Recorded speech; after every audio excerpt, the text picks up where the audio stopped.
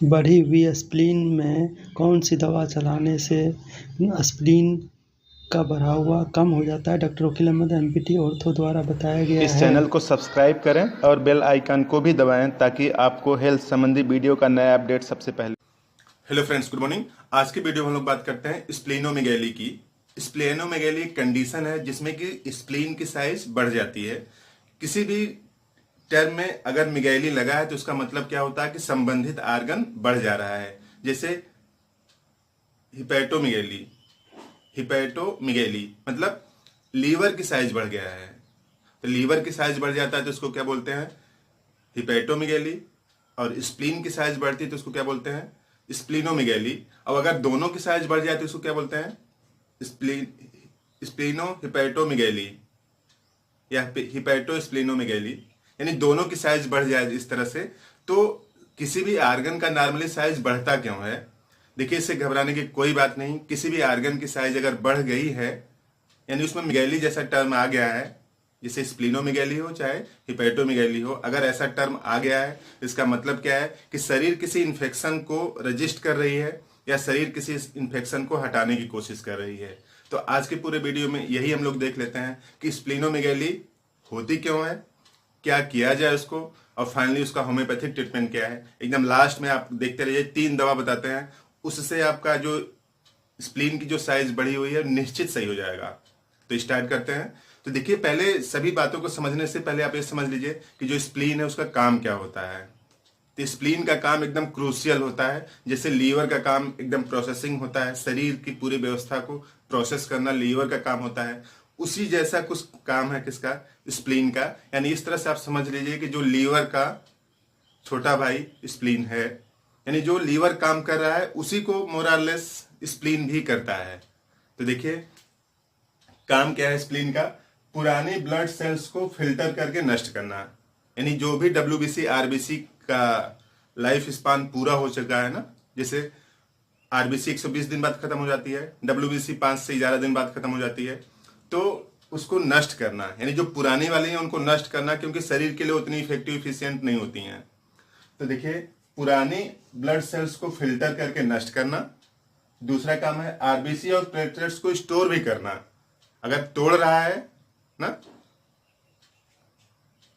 Blood components को तोड़ रहा है, तो अगर शरीर में जरूरत पड़ी तो उसमें इंसर्ट भी करेगा, मिलाएगा भी ना।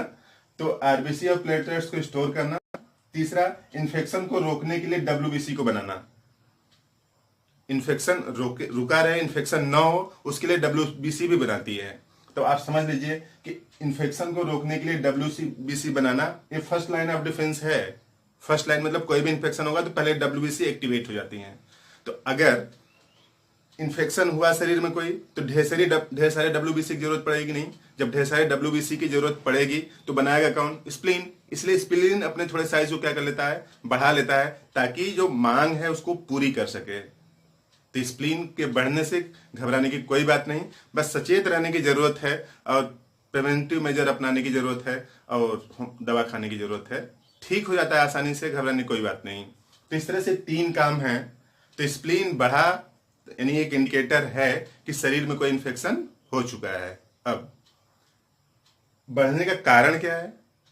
नॉर्मली बढ़ क्यों जाती है स्प्लीन? तो देखिए, लिखा है स्प्लीन को ब्लड सप्लाई करने वाली नली पर दबाव हो।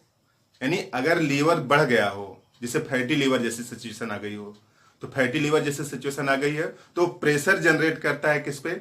वैसे आर्टरी वेन्स पर जो कि स्प्लीन को ब्लड सप्लाई करती हैं। तो स्प्लीन को ब्लड सप्लाई करने वाली आर्टरी वेन्स पर प्रेशर है लीवर के बढ़ने की वजह से, तो उसको ब्लड सप्लाई कम होगी। जब ब्लड सप्लाई कम होगी तो अपने साइज को इसलिए बढ़ा लेती है ताकि साइज बढ़ देने से उसमें ब्लड आ सके। तो इस तरह से दूसरा कारण क्या है कि कोई भी पैरासिटिक इन्फेक्शन होगा बॉडी में, चाहे मलेरिया का हो, चाहे कोई भी बैक्टीरिया का हो, या किसी भी पैरासाइट का अगर इन्फेक्शन होगा, तो लोड किसके ऊपर पड़ेगा? उस इन्फेक्शन को खत्म करने के लिए स्प्लीन के ऊपर। तो स्प्लीन अपने साइज को बढ़ाएगा।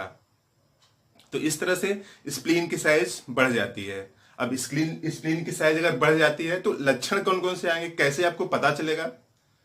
तो देखिए, प्राथमिक अगर लक्षणों की बात करें तो थोड़ा सा खाने पर पेट भर जाता है। थोड़ा सा ही आप खाना खाते हैं ना तो लगता है पेट भर जाता है, पेट भर गया है।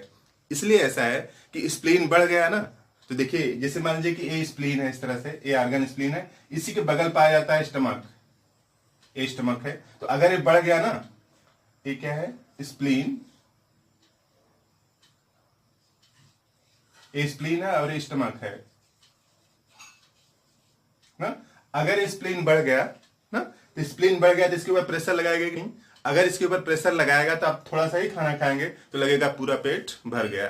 तो पहला इंडिकेशन है कि नहीं, आप थोड़ा सा खाना खाते हैं और लगता है कि पेट भर गया है, तो समझ लीजिए सचेत होने की जरूरत है। स्प्लीन हो सकता है क्या हो गई हो, बढ़ गई हो, क्योंकि बढ़ने से इसके ऊपर प्रेशर लगाएगा, आप थोड़ा सा भी खाना खाएंगे तो लगेगा कि पूरा पेट भर गया है। और दूसरा है, बाएं कंधे के निचले भाग में दर्द होता है। जो बायां कंधा है ना, बायां कंधा के निचले भाग में दर्द होता है थोड़ा सा स्टमक की तरफ, तो कुछ लोग घबरा जाते हैं कि हार्ट की तरफ दर्द हो रहा है, एंजाइना पेक्टोरिस का दर्द तो नहीं है, तो इस वजह से भी होता है, स्प्लीन के बढ़ने की वजह से होता है। और तीसरा एनीमिया, अगर वो बढ़ गया है तो बढ़ा तो इसीलिए होगा ना कि डब्ल्यूबीसी आरबीसी के पॉपुलेशन को बढ़ा सके। यानी डब्ल्यूबीसी आरबीसी की पॉपुलेशन कम है, आरबीसी की पॉपुलेशन कम है, हीमोग्लोबिन की पॉपुलेशन कम है, तो एनीमिया होगा। और अगर ब्लड कंपोनेंट मतलब डब्ल्यूबीसी आरबीसी ब्लड के जो क्वालिटी मटेरियल है, अगर वो सब कम होंगे तो ऑक्सीजन की सप्लाई नहीं होगी। ऑक्सीजन की सप्लाई नहीं होगी तो हमेशा क्या लगा रहेगा, थकान लगी रहेगी। और आसानी से कहीं पे भी ब्लीडिंग हो जाती है। आसानी से ब्लीडिंग इसलिए हो जाती है कि देखिए यहाँ पे लिखा है ना, इन्फेक्शन को रोकने के लिए डब्ल्यूबीसी को बनाना ना, और आरबीसी तथा प्लेटलेट्स को स्टोर करना। यानी अगर प्लेटलेट्स का अमाउंट कम है ना, तो भी उसमें कुछ न कुछ डायरेक्टली या इनडायरेक्टली इन्वॉल्व होती है क्या, स्प्लीन। तो इस तरह से कॉमन लक्षण आते हैं, थोड़ा सा खाना खाने पर पेट भर जाना, बाएं कंधे के नीचे भाग में दर्द होना, एनीमिया, फटीग और इजी ब्लीडिंग। आसानी से कहीं पे ब्लीडिंग हो जाती है क्योंकि प्लेटलेट्स का अमाउंट मात्रा कम हो जाती है। तो अब देखिए, अगर ऐसे है किसी का भी आपको नियर बाय रिलेटिव में अगर है, तो आप 3 दवा हम बता रहे हैं, एकदम बहुत अच्छी दवा है, निश्चित ठीक करती है स्प्लीन को, स्प्लीन को नॉर्मल ला देगी और ये सब जो समस्याएं हैं ये सब भी क्या हो जाएंगी, खत्म हो जाएंगी। तो दवा की अगर बात करते हैं तो देखिए 3 दवाइयां हैं। पहली दवा है सिनोथस,